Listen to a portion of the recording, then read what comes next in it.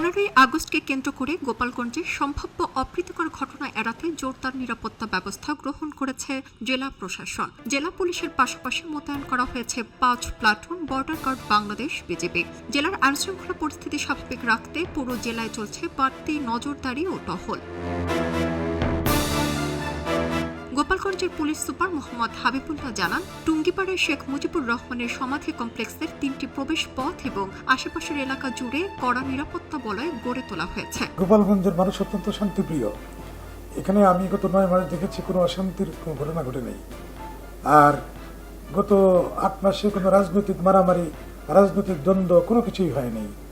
আর 1 August থেকে এই পর্যন্ত আমরা যেটা দেখেছি কোনো সুনির্দিষ্ট কোনো প্রোগ্রাম হয়নি।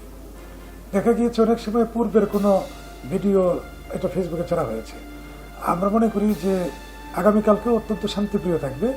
আমাদের প্রস্তুতি 1 আগস্ট থেকে শুরু করে 31 আগস্ট তথা সারা বছরব্যাপী যেরকম শান্তি শৃঙ্খলার পরিকল্পনা আমরা করি সেরকমই আছে।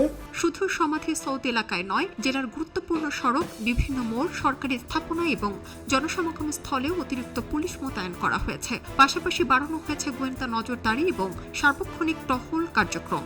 যে কোনো পরিস্থিতি মোকাবিলায় আইনশৃঙ্খলা রক্ষাকারী বাহিনীর সর্বোচ্চ প্রস্তুত রয়েছে বলে জানিয়েছেন প্রশাসন।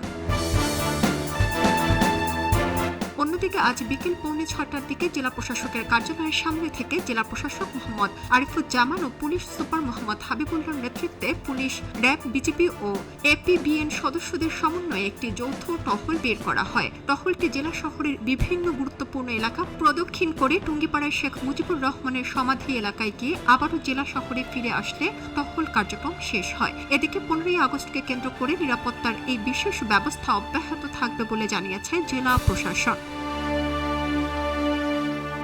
খবরের কাগজ, নিখাদ, নির্ভীক, নিরপেক্ষ।